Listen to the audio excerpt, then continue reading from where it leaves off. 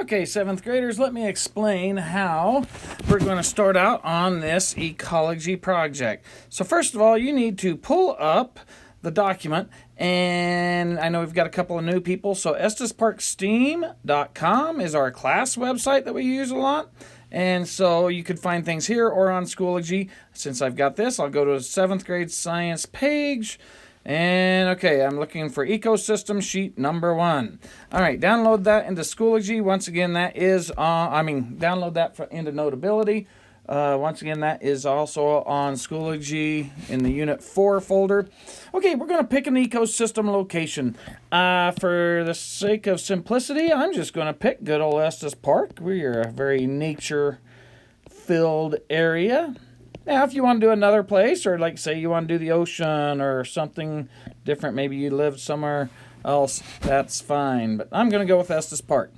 All right, abiotic factors. Those are the things that are non-living but that are necessary for life. Oh boy, lots of things. So, well, we have a lot of sunlight here in Colorado.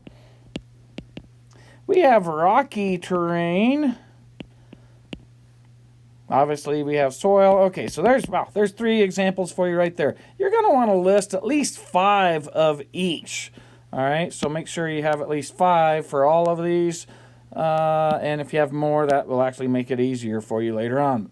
Okay, producers. These are things that just make their own food from the sun. Well, we could, like in our rivers, we have some mosses and algae. So, whoops.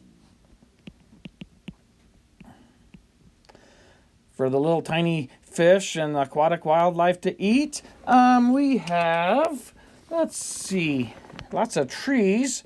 Well, I'm not going to just say trees. I'm going to be more specific. So let's say pine trees.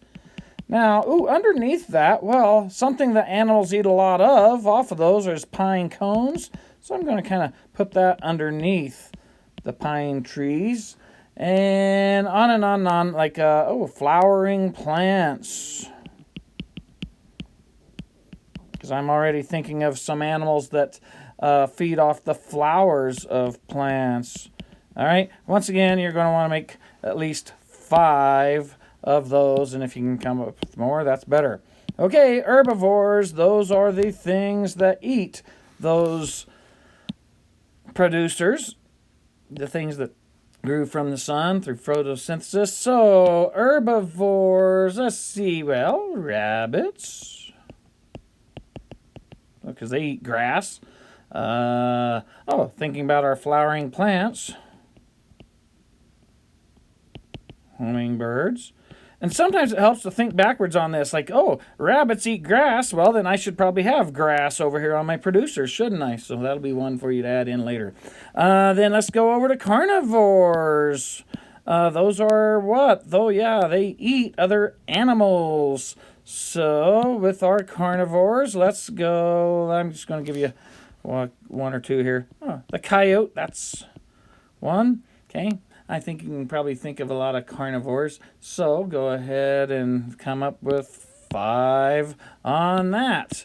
And then the omnivores, those are things that feed on both plants and animals. So let's see. Oh, there's an obvious one. Bears. Because we always think of them and, they're going to eat people, which they could. But they do a lot more of just eating berries and things like that. All right, so there's examples. And you're going to want to have, once again, at least 5 for each. And if you get more, that makes it better.